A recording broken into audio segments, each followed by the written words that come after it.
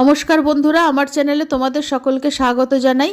আজ আমি রুই মাছের মাথা দিয়ে লাউ ঘন্ট রান্না করব। লাউটাকে খোসা ছাড়িয়ে ছোট টুকরো টুকরো করে কেটে নেব। ওটা কিভাবে ছোট টুকরো করে কেটেছি তোমাদের দেখিয়ে দিচ্ছি। মাছের মাথাগুলো ভালো করে নুন আর হলুদ মাখিয়ে নিচ্ছি। কড়াইতে তেল গরম করে মাছের মাথাগুলো ভেজে নিচ্ছি। মাছের মাথাগুলোর দুদিকে লাল করে ভেজে নিয়েছি, এবার আমি তুলে নিচ্ছি। তেজপাতা, শুকনো লঙ্কা, জিরে ফোড়ন দেব। তেলের মধ্যে ফোড়নগুলো দিয়ে দিলাম। ফোড়নটা একটু ভেজে নেওয়ার পর দুটো কুচানো পেঁয়াজ আর 4-5টা কাঁচা লঙ্কা দিয়ে দিলাম। এবার পেঁয়াজটা একটু ভেজে নিচ্ছি। পেঁয়াজটা ভাজার পর একটা টুকরো করে রাখা টমেটো আর 1 চামচ হলুদ দিয়ে দিলাম।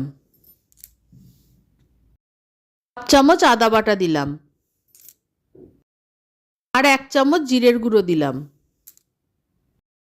অল্প একটু জল দিয়ে দিলাম। আন্দাজ মতো নুন দিয়ে মশলাটাকে মিডিয়াম ফ্লেমে কষিয়ে নিচ্ছি।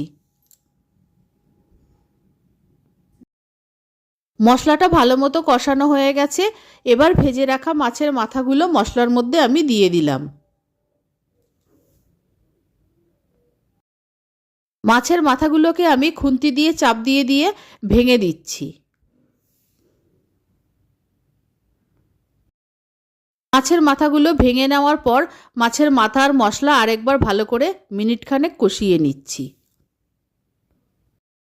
মাছের মাথা আর মশলা আরেকবার ভালো করে কষিয়ে নিয়েছি। এবার কেটে রাখা লাউগুলো সব মাছের মাথা আর মশলার ওপর দিয়ে দিচ্ছি। সব লাউগুলো দিয়ে দিয়েছি। এবার একটা ঢাকনা দিয়ে ঢেকে দিলাম। ফ্লেমটাকে মিডিয়াম রেখেছি। 5 মিনিট বাদে ঢাকনাটা খুলব। 5 মিনিট হয়ে গেছে, ঢাকনাটা তুলে নিয়েছি। এবার লাউটাকে একবার ভালো করে নেড়ে দিচ্ছি। আর লাউ রান্না করার সময় কোনো জল ব্যবহার করা হবে না, লাউয়ের জলেই লাউ রান্না হবে। আমি একবার তোমাদের দেখিয়ে দিচ্ছি লাউ থেকে কতটা পরিমাণে জল বেরিয়েছে। এই জলটাতেই পুরো লাউটা রান্না হবে। ভালো মতো নেড়ে দিয়েছি। আবার 5 মিনিটের জন্য ঢাকনা দিয়ে দিলাম। 5 মিনিট হয়ে গেছে, ঢাকনাটা তুলে নিয়েছি। লাউটাও ভালো মতো সেদ্ধ হয়ে গেছে।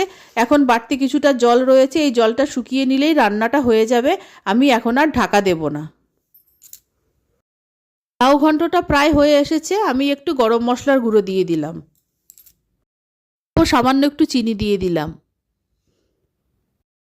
লাউ ঘন্টটা তৈরি হয়ে গেছে, নুনও ঠিক আছে। এবার আমি নামিয়ে নিচ্ছি।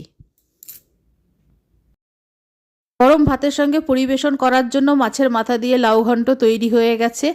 আমার এই রেসিপি ভালো লাগলে অবশ্যই আমার চ্যানেলকে সাবস্ক্রাইব করো, লাইক করো, শেয়ার করো, আমার পাশে থেকো। আর আমার নতুন পুরনো সকল বন্ধুদের আন্তরিক ধন্যবাদ জানিয়ে, ভালোবাসা জানিয়ে ভিডিও শেষ করছি। সকলকে অসংখ্য অসংখ্য ধন্যবাদ।